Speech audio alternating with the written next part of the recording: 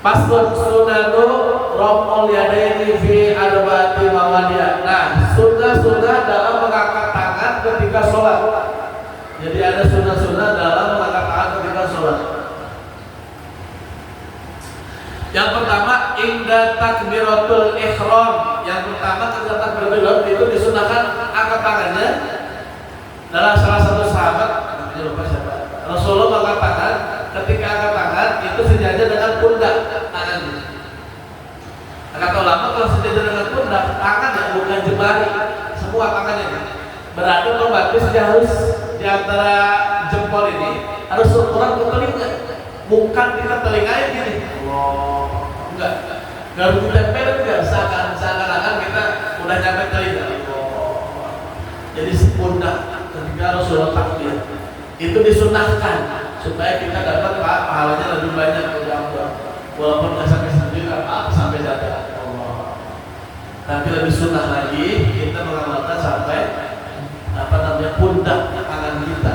Nah itu, wow, mengangkat tangan.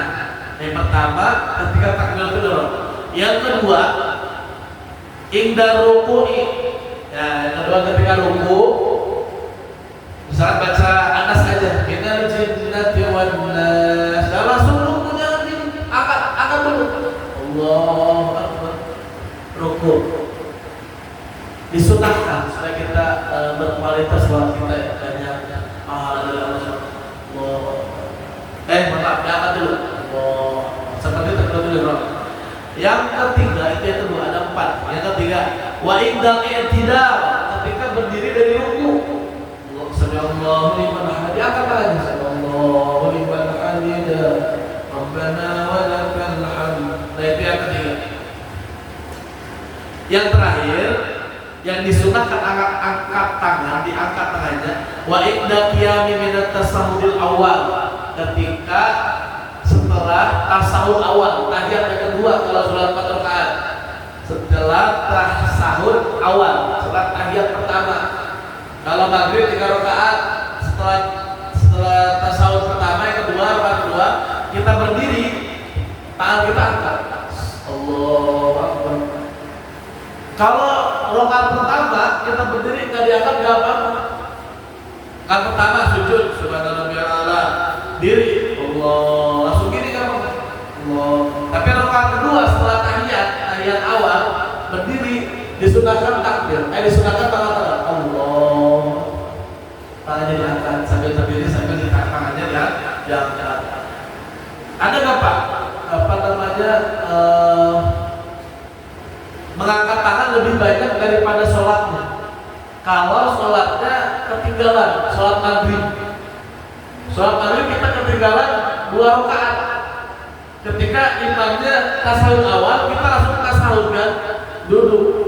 Berarti setiap rakaat kita tangannya diangkat terus Pak.